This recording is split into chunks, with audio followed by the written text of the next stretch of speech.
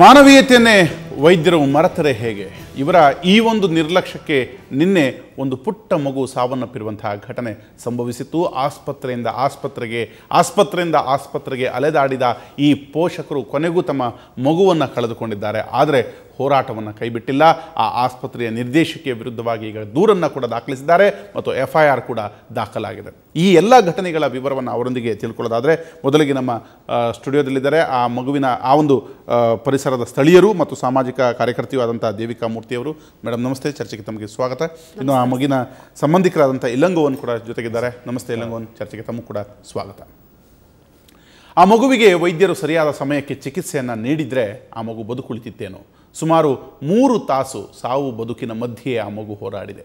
ವೈದ್ಯರ ನಿರ್ಲಕ್ಷ್ಯಕ್ಕೆ ಪುಟ್ಟ ಕಂದಮ್ಮನ ಪ್ರಾಣ ಪಕ್ಷಿ ಹಾರಿ ಹೋಗಿದೆ. ಅದರ ಒಂದು ವರದಿಯನ್ನು ನೋಡ್ತಾ ಈ ಚರ್ಚೆಯನ್ನು ಆರಂಭಿಸ್ತೇವೆ.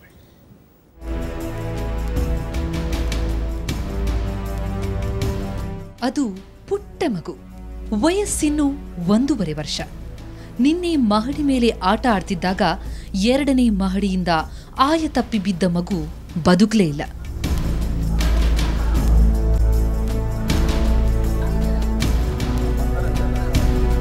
ಆ ಸಾವಿಗೆ ಯಾರು ಕಾರಣ? ವೈದ್ಯರ? ವ್ಯವಸ್ಥೆಯ? ಮಗುವಂತೂ ಶವವಾಗಿದೆ.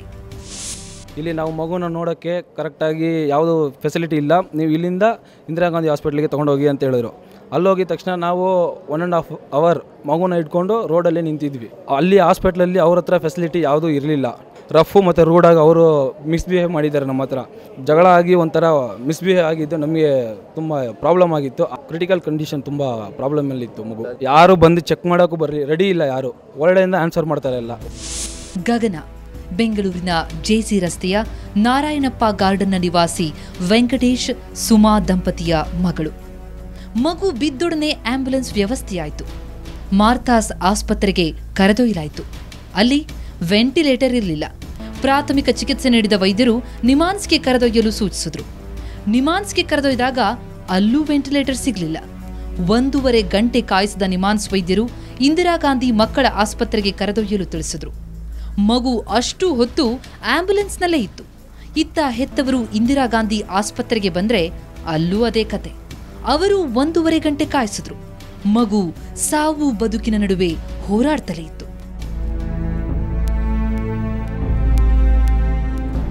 ಇದರ ಮಧ್ಯೆ ಹತಾಶರಾದ ಪೋಷಕರು ಕೂಗಾಡಿದ್ರು. ಮಾಧ್ಯಮಗಳಿಗೂ ಸುದ್ದಿ ಮುಟ್ಟಿತು. ಮಾಧ್ಯಮ ಧಾವಿಸಿದ ಮೇಲಷ್ಟೇ ಇಂದಿರಾ ಗಾಂಧಿ ಆಸ್ಪತ್ರೆ ವೈದ್ಯರು ದಾಖಲಿಸಿಕೊಂಡ್ರು. ಪ್ರಕರಣ ಕೈಮೀರಿದ ಮೇಲೆ ಮತ್ತೆ ಮಗುವನ್ನ ನಿಮಾನ್ಸ್ನಲ್ಲಿ ದಾಖಲಿಸಲಾಯಿತು. ಚಿಕಿತ್ಸೆ ಶುರುವಾಯಿತು. ಇದರ ಮಧ್ಯೆ ಅಮೂಲ್ಯವಾದ ಜೀವ ರಕ್ಷಿಸುವಂತಹ ಸಮಯ ಮೀರಿ ಹೋಗಿತ್ತು. ಆದರೆ ಈ ಥರ ಪ್ಲ್ಯಾನ್ ಮರ್ಡರ್ ಮಾಡ್ತಾರೆ ಅಂತ ನಮಗೆ ಗೊತ್ತಿರಲಿಲ್ಲ. ಕರ್ಕೊಂಡು ಬಂದು ಇಲ್ಲಿ 8:15 ಕರ್ಕೊಂಡು ಬಂದಿದ್ದೀವಿ. ಯಾವುದೋ ಸ್ಕ್ಯಾನ್ ಮಾಡಿದ್ರು, CT ಸ್ಕ್ಯಾನು ಮಾಡಿದ ತಕ್ಷಣ 9:30 ಮಗು ಡೆತ್ತು ಅಂತ ಇದ್ದಾರೆ. ನೆಕ್ಸ್ಟ್ ನಾವು ಮಗುನ ತೊಗೊಳ್ಳಲ್ಲ, ಪ್ರತಿಭಟನೆ ಮಾಡ್ತಾಯಿದ್ದೀವಿ. ಡೆತ್ಗೆ ಕಾರಣವಾದ ಎಲ್ಲ ಡಾಕ್ಟರ್ಸು, ಇಲ್ಲ ಹಾಸ್ಪಿಟಲ್ ಇರೋ ಸ್ಟಾಫ್ಸ್, ಎಕ್ಸ್ಪರ್ಟ್ಲಿ ಅವ್ರು ಬರಲೇಬೇಕು. ನಿನ್ನೆ ಬೆಳಗ್ಗೆ ಶೌಟ್ ಮಾಡಿದು, ಅಷ್ಟು ಶೌಟ್ ಮಾಡಿ ಗೆಟ್ ಔಟ್ ಅಂದ್ರಲ್ಲ, ಇದಕ್ಕೆ ನ್ಯಾಯ ದೊರಕಿಸ್ಕೊಡ್ಬೇಕು. ಈಗ ಮಗು ಶವವಾಗಿ ಹೋಗಿದೆ. ಹೆತ್ತವರ ಕಣ್ಣೀರು ವಾರಿಲ್ಲ.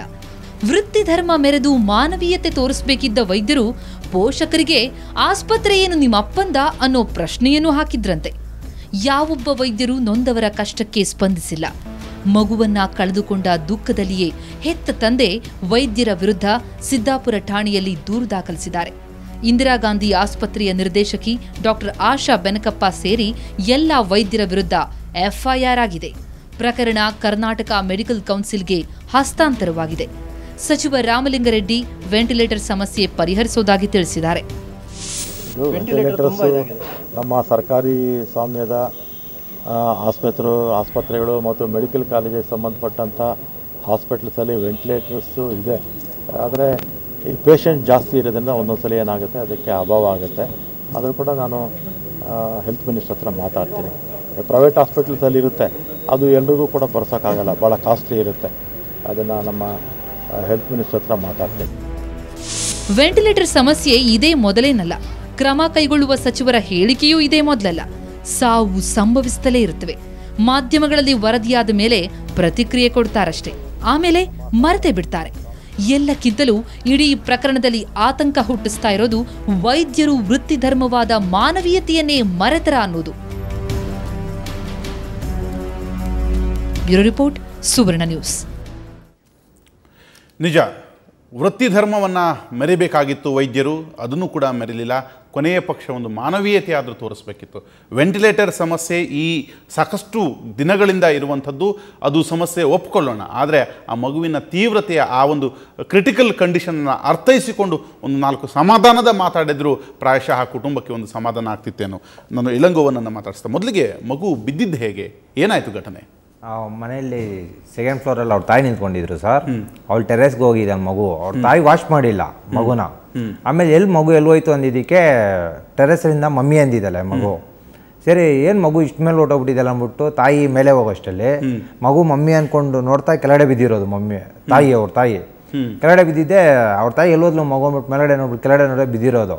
ಅಷ್ಟು ಬೇಗ ನಮ್ಮ ಪಕ್ಕ ಮನೆ ಇರೋರೆಲ್ಲ ಹುಡುಗರು ಕೆಲ್ಸಕ್ಕೆ ಹೋದಾಗ ಎಲ್ಲ ಎತ್ಕೊಂಡು ಹಾಸ್ಪಿಟ್ಲ್ಗೆ ಹೋಗಿದ್ದು.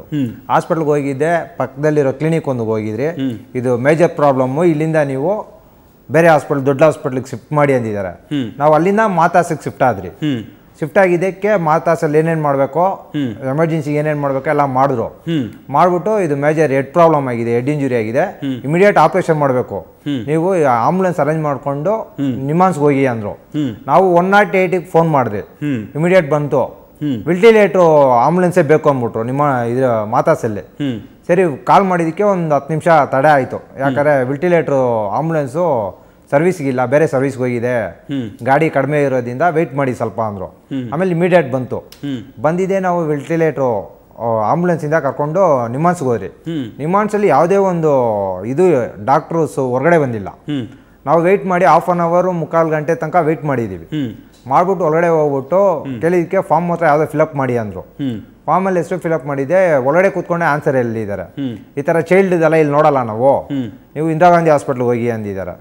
ನಾವು ಅಲ್ಲಿಂದ ಎಷ್ಟೊತ್ತಿದ್ರಿ, ನಿಮ್ಯಾನ್ಸಲ್ಲಿ ಎಷ್ಟೊತ್ತಿದ್ರಿ, ಅದನ್ನು ಅವರು ಹೇಳೋಕೆ ಎಷ್ಟೊತ್ತು ತಗೊಂಡ್ರು? ಇಲ್ಲಿ ಮಕ್ಕಳನ್ನ ನಾವು ನೋಡಲ್ಲ ಅಂತ ಹೇಳೋಕೆ ಎಷ್ಟೊತ್ತು ತಗೊಂಡ್ರು? 1/2 ಅವರ್ ಮೇಲೆ ಇತ್ತು ಸರ್, ಆಂಬುಲೆನ್ಸ್ 1/2 ಅವರ್ ಮೇಲೆ ಇತ್ತು. ನಾವು ಒಳಗಡೆ ಹೋಗಿದ್ದೆ, CO ಅಂದ್ಬಿಟ್ಟು ಯಾರೋ ಹೊರಗಡೆ ಹೋಗಿದ್ದಾರೆ, ಬರ್ತಾರೆ ಅಂದರು. ಆಮೇಲೆ ಅವ್ರು ಬಂದು ಒಂದು 10 ನಿಮಿಷದಲ್ಲೇ ಇಲ್ಲಾಗಲ್ಲ ಅಂದರು. ಇಲ್ಲಾಗಲ್ಲ, ಇಂದಿರಾ ಗಾಂಧಿ ಹಾಸ್ಪಿಟ್ಲಿಗೆ ತಗೊಂಡೋಗಿ, ಇಲ್ಲಿ ವೆಂಟಿಲೇಟ್ರು ಇಲ್ಲ ಯಾವುದೊಂದು. ಸರಿ, ಪದೇ ನಾವು ವೆಯ್ಟ್ ಮಾಡಿದೆ, ಇಂದಿರಾ ಗಾಂಧಿ ಹಾಸ್ಪಿಟ್ಲಿಗೆ ಕರ್ಕೊಂಡೋದ್ರಿ. ಅಲ್ಲೂ ಯಾವುದೇ ಒಂದು ಡಾಕ್ಟ್ರು ಬಂದ್ಬಿಟ್ಟು ಹೊರಗಡೆ ನೋಡಲಿಲ್ಲ. ಎಷ್ಟೊತ್ತಿಗೆ ಇದು? 12 ಮಧ್ಯಾಹ್ನ 12 ಇಂದಿರಾ ಗಾಂಧಿ ಹಾಸ್ಪಿಟ್ಲ್ಗೆ ಹೋದ್ರಿ. 1:40 ತನಕ ನಾವು ಹಾಸ್ಪಿಟ್ಲಲ್ಲೇ ಇದ್ರಿ. ಅಲ್ಲಿ ಯಾವುದೇ ಒಂದು ಡಾಕ್ಟ್ರು ಬಂದ್ಬಿಟ್ಟು ಹೊರಗಡೆ ನೋಡಲಿಲ್ಲ, ಪೇಷಂಟ್ನ ನೋಡಲಿಲ್ಲ, ಮಗುನ. ಆಮೇಲೆ ನಾವು ವೆಂಟಿಲೇಟ್ರ್ ಇಲ್ಲ, ಇಲ್ಲಿ ವ್ಯವಸ್ಥೆ ಇಲ್ಲ, ನೀವು ಹೋಗಿ ಹೊರಗಡೆ ಹೇಳ್ದೆ ಕೇಳಿ ಹೋಗಿ ಅಂದಿದ್ದಕ್ಕೆ ಅವ್ರ ತಂದೆ ಎದ್ಬಿಟ್ಟು ಏನೋ ಒಂದು ಮಾಡಿ ಮೇಡಮ್, ಡಾಕ್ಟರ್ ಏನೋ ಮಾಡಿ, ನಾವು ನಿಮ್ಮ ಕಾಲ್ನಾದ್ರೆ ಹೇಳ್ಕೊತೀನಿ, ಇಲ್ಲಿ ನೀವು ತುಂಬ ಜಾಸ್ತಿ ಎಲ್ಲ ಮಾತಾಡಬೇಡಿ, ಹೋಗಿ ನಿಮ್ಮ ಅಪ್ಪಂದ ಹಾಸ್ಪಿಟ್ಲ್ ಇದು.